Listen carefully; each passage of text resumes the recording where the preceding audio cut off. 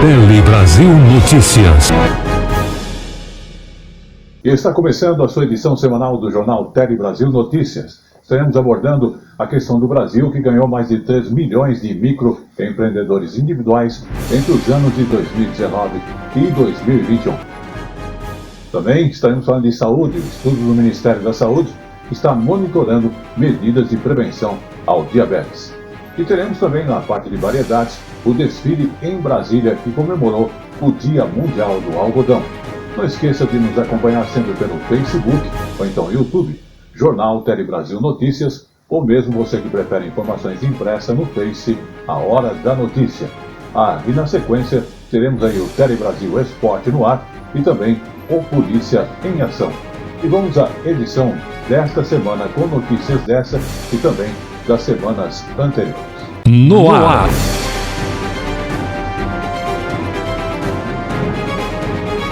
Tele Brasil Notícias. E começamos essa edição falando do Brasil, que ganha mais de 3 milhões de microempreendedores individuais. Tudo isso entre o período de 2019 a 2021. Exatamente, o número de MEIs, ou microempreendedores individuais, cresceu em torno de 3,6 milhões entre esse período de 2019 e 2021. Os dados, inclusive, são de uma pesquisa inédita divulgada pelo IBGE. Vamos conferir. Esse crescimento ocorreu inclusive durante a pandemia de Covid-19, deixando o mercado de microempresas maior do que antes da crise sanitária. Em 2021, havia 13,2 milhões de MEIs, quando, em 2019, eram 9,6 milhões. Os dados divulgados pelo IBGE, com base no Cadastro Central de Empresas e Organizações Ativas no Brasil, também revelam que 38% dos MEIs exercem atividade na própria moradia e indicam que, apesar da abertura de novas empresas nos últimos anos, o setor continua enfrentando vários desafios para sobreviver, como dificuldade de acesso aos mercados e aos mecanismos de crédito e ainda pela receita reduzida. Vamos agora então falar dos aposentados, porque eles consideram insuficiente a aposentadoria. É uma pesquisa feita com 2.000 aposentados de todo o país que apontam as dificuldades financeiras dos brasileiros que vivem justamente esta fase da vida, né? Inclusive, a maioria dos entrevistados consideram a renda de aposentadoria insuficiente para cobrir somente as despesas de sua casa, ou seja, toda aquela despesa pessoal. Vamos acompanhar. 7 em cada 10 aposentados no Brasil dizem não ter dinheiro para cobrir as despesas do mês. Para 69% deles, a maior preocupação é com a alimentação. E 49% dizem não ter dinheiro para gastos com saúde. É o caso deste servidor público aposentado. Ele conta que sua renda não é suficiente para o pagamento de plano de saúde, nem para guardar dinheiro. Quanto a eu viver, dá. Quanto eu alimentação, medicamento, dá, tranquilo, porque o meu salário como servidor público não é muito pouco, é um salário razoável, tá? Agora, para eu ter plano de saúde já me faz falta. Para eu ter plano de saúde que está muito caro. Eu tenho um equilíbrio financeiro razoável, não tem endividamento não. Agora também não sobra dinheiro não. A pesquisa da Serasa mostra que quase 60% dos idosos não fizeram planejamento para a fase da aposentadoria. E entre aqueles que juntaram dinheiro ao longo da vida, 1 em cada 3 já está consumindo as reservas financeiras porque a renda da aposentadoria é insuficiente. O que a gente observa é que as razões, tanto para as pessoas acharem, para os idosos acharem o valor insuficiente, quanto para eles terem que gastar parte das suas reservas, são várias, né? Reflexo de economia, de inflação, de vários fatores, mas o principal que a gente observa é também falta de planejamento ao longo da vida para essa etapa. Saúde.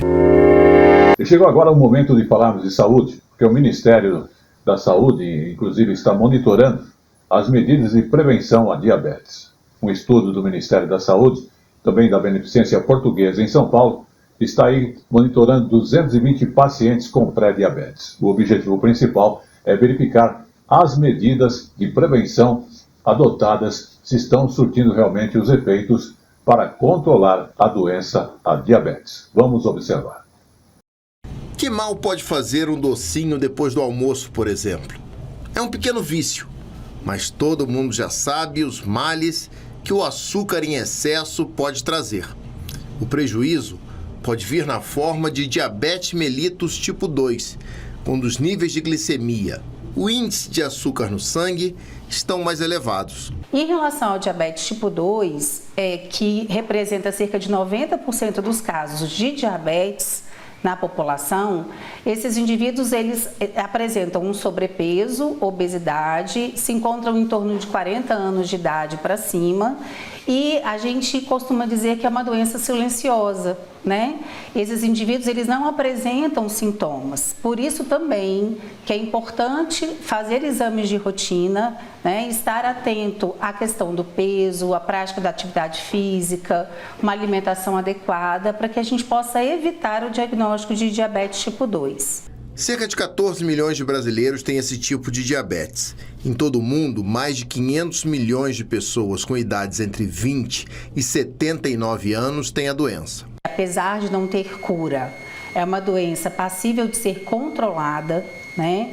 No SUS, nós temos a possibilidade de ofertar um acompanhamento humanizado para essas pessoas. Existem medicamentos, né, que são ofertados tanto nas unidades básicas de saúde, como no programa da farmácia popular, que é um programa do Ministério da Saúde, né? Caso o paciente precise utilizar a insulina, há muito receio em relação à insulina, mas a insulina ela é um hormônio, né, que o indivíduo não está produzindo. As agulhas são pequenas, também são ofertadas, é praticamente indolor. Aos 4 anos, o Edson descobriu diabetes. Começava assim uma rotina diária de injeções de insulina, aferição da glicose e muitos remédios. Era uma época muito difícil, né? 1984, não tinha tantos recursos, medicamentos, alimentação também, né? Não tinha nada que fosse dietético naquela época. E aí, desde então, os meus pais procuraram um médico e eu fui diagnosticado. Desde então, eu tomo insulina para esse controle, porque meu pâncreas não produz nenhum tipo de insulina. E de lá para cá, a medicina também foi evoluindo, os medicamentos também evoluíram. E hoje eu faço uso de insulina sintética. Mas quem ainda é apenas pré-diabético pode prevenir em até 60% a progressão para o diabetes se passar a ter uma vida com mais saúde. Exercício físico hoje é uma prescrição médica. Agora, o Ministério da Saúde e a Beneficência Portuguesa de São Paulo fazem uma pesquisa com 220 pessoas já diagnosticadas com pré-diabetes para saber se as medidas preventivas estão dando resultado. A falta de ações preventivas pode fazer o paciente evoluir para um triste diagnóstico. A doença ainda pode gerar uma série de complicações, como insuficiência renal, cegueira, problemas cardíacos e feridas não cicatrizadas nos pés. E o pior, a cada ano, o número de diabéticos aumenta no país. Lembrando sempre que o Tele Brasil Notícia aborda as notícias dessa semana e também da semana passada.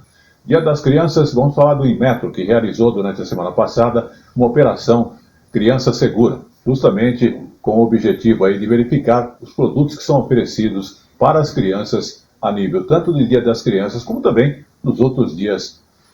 A ação coordenada pelo Inmetro tem como objetivo evitar a venda de produtos perigosos e orientar os pais sobre os cuidados que devem ter na hora de comprar os presentes para o Dia das Crianças. O ano passado, nós fiscalizamos mais de 2 milhões de brinquedos. Desses, 27 mil foram reprovados. Encontramos metais pesados nas tintas dos brinquedos. A operação, que prossegue até amanhã, vai concentrar esforços em 5 produtos: brinquedos, berços infantis, bicicletas infantis, cadeiras de alimentação para crianças e carrinhos de bebê.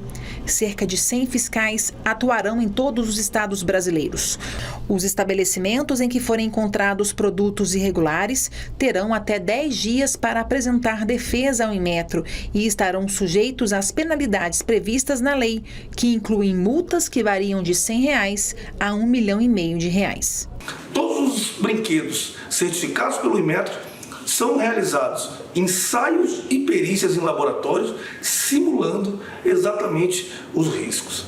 A nossa orientação é que os pais verifiquem a ostentação do selo do Inmetro e não façam a aquisição desse produto. Nós sabemos que muitas das vezes os pais procuram apenas verificar o preço.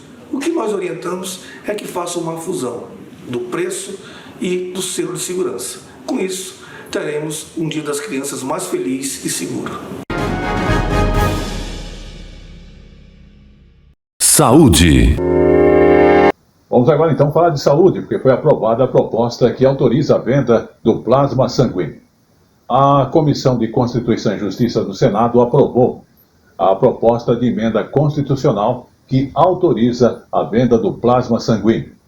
Hoje, a doação é voluntária e a produção e a venda dos hemoderivados é feita exclusivamente pela empresa brasileira de hemoderivados e também biotecnologia, a Hemobras.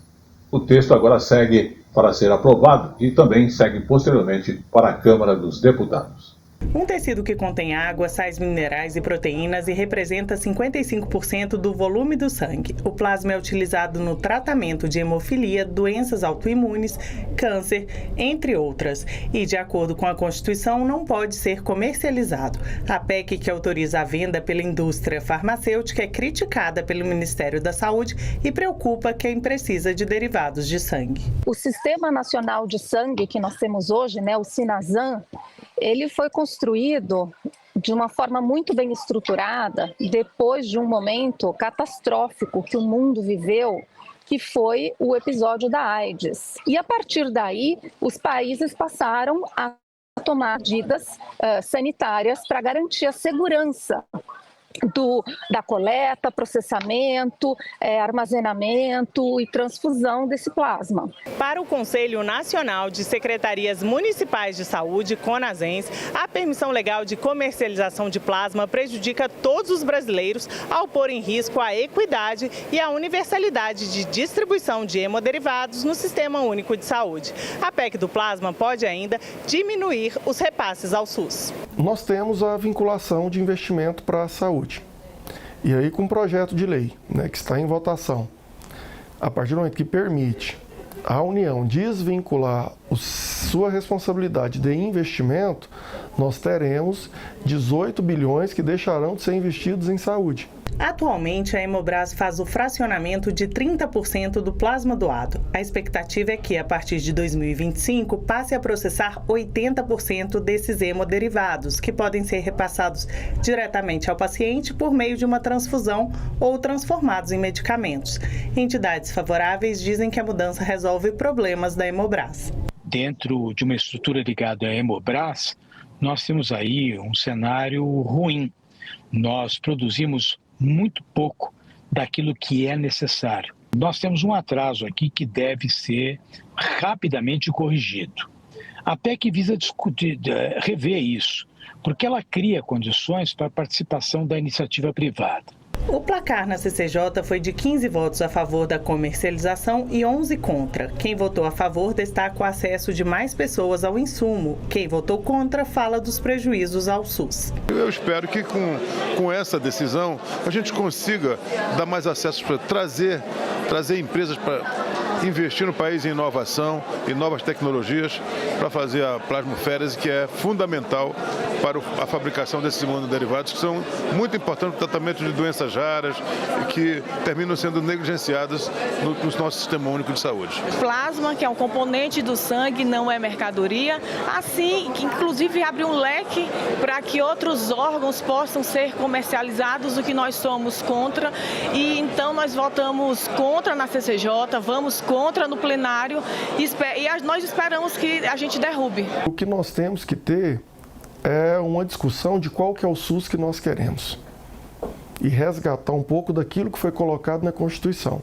Nós queremos um SUS forte, um SUS que tenha garantias, um SUS que nos seus princípios da universalidade, da equidade, da integralidade, seja de fato um patrimônio do povo brasileiro ou não. Ou nós queremos comercializar o SUS e dificultar o acesso à população. E ainda falando da questão de saúde, o ministro Alexandre Padilha criticou a aprovação pela Comissão de Constituição e Justiça do Senado de uma proposta de emenda à Constituição que permite que as instituições privadas façam coletas, estocagem e comercialização de sangue humano. Vamos observar. Não é só gravíssimo o fato de você transformar isso num produto a ser vendido, mas tem um risco sanitário relacionado a isso. Eu quero explicar para as pessoas isso.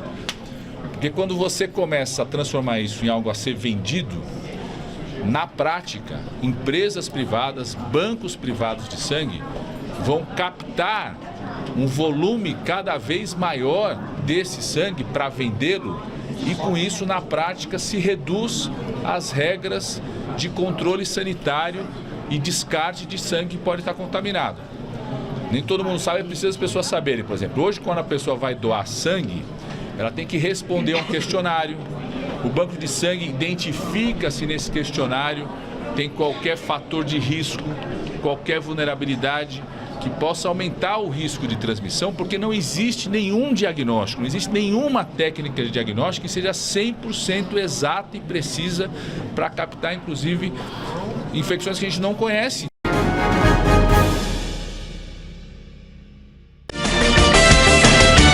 A informação na medida certa que você gosta. Um telejornalismo dinâmico, nacional e regional. Jornal Tele Brasil Notícias. A informação na medida certa que você gosta. E chegou agora no Tele Brasil Notícias o nosso Momento Jurídico. O Momento Jurídico de hoje aborda a questão de viagens aéreas. O STJ definiu que a tarifa de conexão devia ser paga por companhias aéreas e não pelo passageiro. Uma decisão, então, da primeira turma do Superior Tribunal de Justiça, que inclusive você vai acompanhar nessas informações direto para você. Primeira turma do Superior Tribunal de Justiça define que tarifa de conexão deve ser paga por companhias aéreas, não pelos passageiros. Os ministros do colegiado negaram um pedido do Sindicato Nacional das Empresas Aeroviárias para que as companhias aéreas não fossem obrigadas a pagar a chamada tarifa de conexão, instituída pela lei que dispõe sobre a utilização e a exploração dos aeroportos e das facilidades à navegação aérea, como contraprestação pela alocação de passageiros em conexão nos aeroportos. Para a primeira turma, havia previsão em lei de que as empresas fossem responsáveis pelo pagamento da tarifa, não sendo cabível ao Judiciário rever a disposição legal expressa. O artigo que previa a tarifa de conexão foi revogado em 2022, mas a ação declaratória foi ajuizada pelo Sindicato Nacional das Empresas Aeroviárias em 2013 e por isso ainda era necessário resolver a controvérsia sobre a cobrança durante a vigência do dispositivo legal. De acordo com o sindicato, o preço público só é legítimo se for cobrado de quem efetivamente usufruiu do serviço, o que não seria o caso das companhias aéreas em relação à conexão aeroportuária. E lembrou ainda que a tarifa de conexão é semelhante à tarifa de embarque, que é cobrada dos passageiros. O relator no STJ, ministro Gurgel de Faria, destacou que, ao entender que o pagamento da tarifa de conexão era de incumbência das empresas aéreas, o Tribunal Regional Federal da Primeira Região deu interpretação literal à lei. Segundo o ministro, nessa hipótese, o sindicato poderia buscar apenas a via legislativa ou alegar eventual infringência à Constituição, tema que não foi apontado no recurso especial e que, caso estivesse presente no litígio, resultaria em competência do Supremo Tribunal Federal. Diariamente, o Brasil e o mundo contra o crime. No Polícia em Ação. Confira. Este jornal tem o apoio de Paulo Silva Som. Áudio, vídeo, internet, redação e produção. Consulte-nos pelo 11 94564 4237. Qualidade e garantia de bons serviços. Muito Muito bem, vamos falar agora de datas marcantes e acontecimentos no Brasil. Tivemos aí o desfile em Brasília semana passada, que comemorou o Dia Mundial do Algodão. Foi um desfile que aconteceu em Brasília, celebrando esta data e os 10 anos também do projeto Mais Algodão, iniciativa da cooperação internacional desenvolvida pelo governo em parceria com os países que são países aqui próximos. Macio, confortável em dias quentes e frios, durável, versátil e sustentável. São muitas as vantagens do algodão já conhecidas na produção têxtil. Com o intuito de fortalecer o setor algodoeiro, há 10 anos, o Brasil participa de um projeto de cooperação que envolve outros 6 países da América do Sul.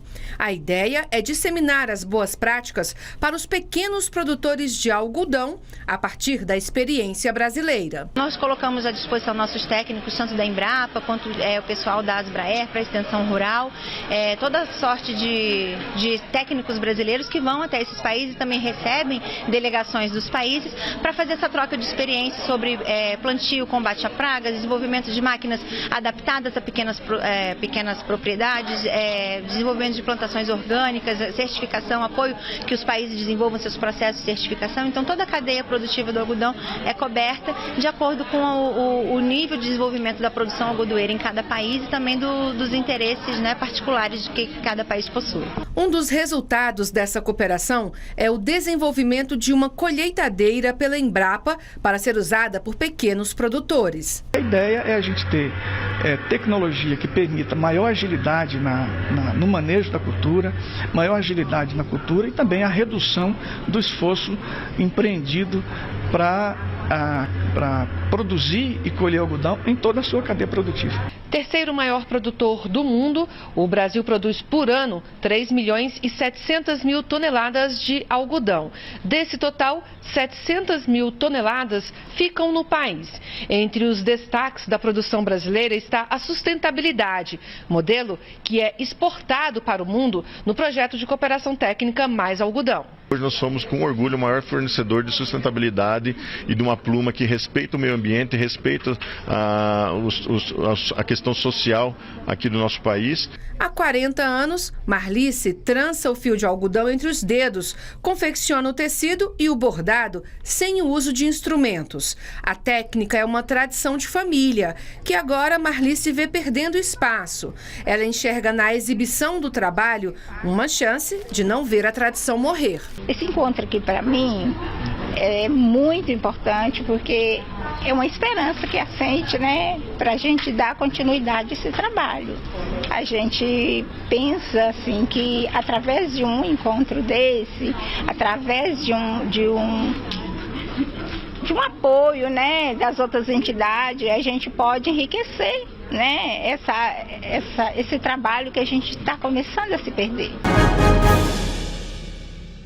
E como eu falo sempre, tudo que é bom dura pouco, e o Tele Brasil Notícias está chegando ao seu final, agradecendo a sua audiência. E antes de encerrarmos, vamos falar do turismo náutico espanhol e também das hotelarias e também informações de capacitação. Então você vai ver aí informações bastante importantes que são oferecidas pelo governo federal.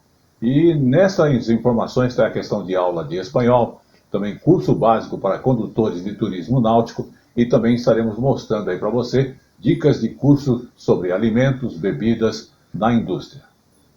Portão 8, portão 9, portão 10. Achei!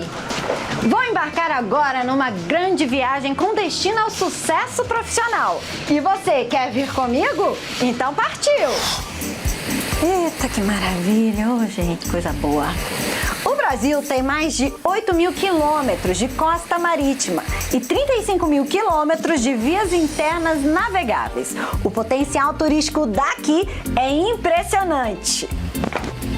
E eu, que não sou boba, vou aproveitar para me inscrever no curso básico de capacitação de condutores de turismo náutico e aprender sobre segurança, acessibilidade, sustentabilidade e hospitalidade no ambiente náutico. E se você for aquaviário já certificado pela Marinha e quiser participar, anota esse link aí também.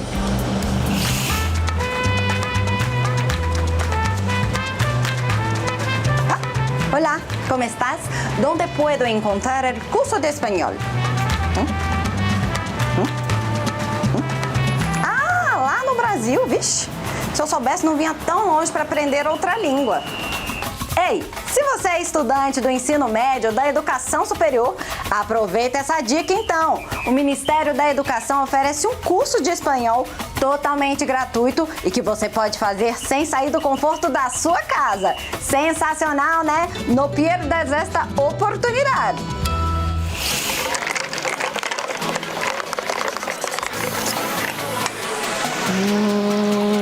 Isso aqui tá com a cara boa, gente.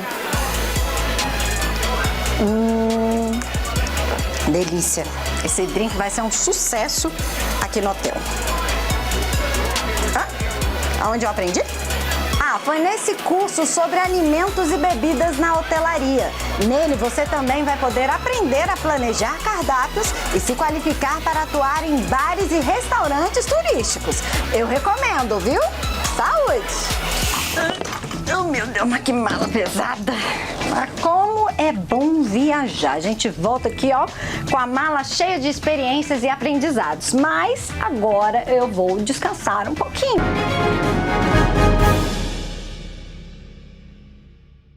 Este foi o Tele Brasil Notícias da semana, que agradece a sua audiência e estará de volta a semana que vem com os apoios técnicos de nossa equipe e também do João Vitor.